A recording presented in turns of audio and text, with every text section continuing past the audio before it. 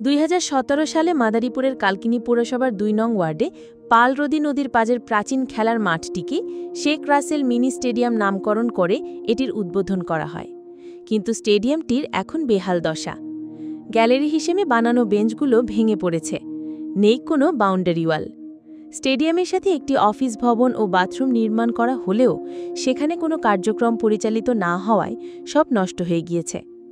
পাশাপাশি অফিসের বিভিন্ন ইলেকট্রিক মালামালও চুরি হয়ে গিয়েছে। সব মিলিয়ে উপজেলার খেলাধুলার প্রাণকেন্দ্র হিসেবে পরিচিত শেখ রাসেল মিনি স্টেডিয়ামটি এখন দিনে দিনে অব্যবহৃত থাকায় বিলীন হতে বসেছে। প্রতি বছর কুরবানির সময় এখানে গরুর হাট বসানোর ফলে মাঠ নষ্ট হয়ে খেলার অনুপযোগী হয়ে পড়েছে। উঁচু নিচু এ মাঠে খেলতে এসে অনেকে ইনজুরিতে পড়ছেন। স্টেডিয়ামটির এই করুণ দশায় ক্ষোভ প্রকাশ করেছেন স্থানীয় যুবক ও খেলোয়াড়রা। আমি এলাকার এই সন্তান, আসলে এই যে স্টেডিয়ামটা যে বানানো হয়েছে নিম্নমানের সামগ্রী দিয়ে এগুলা তৈরি করা হয়েছে, এই বিধায় আজকে এগুলা নষ্ট হয়ে যাইতে আছে। অতএব সরকারের কাছে আকুল আবেদন যে এই স্টেডিয়ামটা যাতে পুনরায় ভালোভাবে নির্মাণ করে দেয়, তাহলে আমাদের এলাকার পোলাপান খেলাধুলার জন্য সুযোগ পাবে। আমরা জানি যে এটা গরুর হাট, কিন্তু স্টেডিয়াম না, ঠিক আছে। এখন যদি স্টেডিয়াম করে দিত সরকার, তাইলে আমাদের পোলাপানগুলা সব এখানে খেলাধুলা করতো, নিঃস্বার্থে দূরত থাকতো। নষ্ট হওয়ার কারণে পোলাপান দূরে দূরে নেশার আবদ্ধ হইতেছে। আমরা সরকারের দ্বারা আবেদন করতে আছি আমাদের মাঠটা যেন একটু সুন্দর করে দেয়। মাঠটা সুন্দর করে দিলে পোলাপান নেশাতন ফিরা এই খেলাধুলায় নিত্য থাকতো।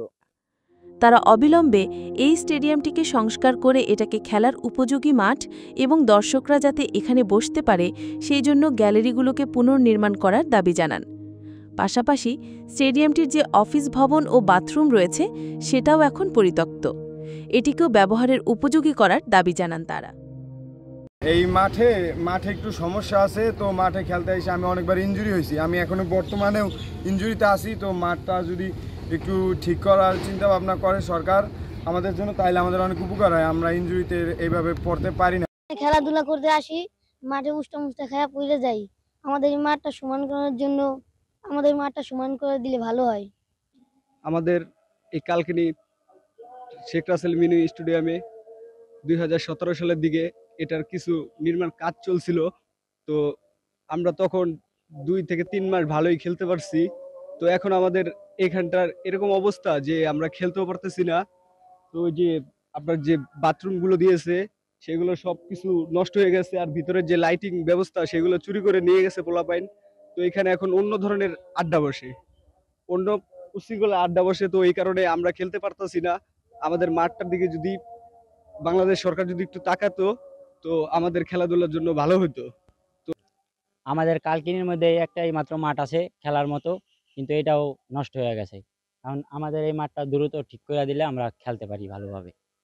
আর এখানে এই যে ছোট ছোট 2টা দিছে বাথরুম সব নষ্ট, এখানে যাওয়া যায় না, বসার মতো কোনো নাই, বেঞ্চ বুঞ্চ সব নষ্ট।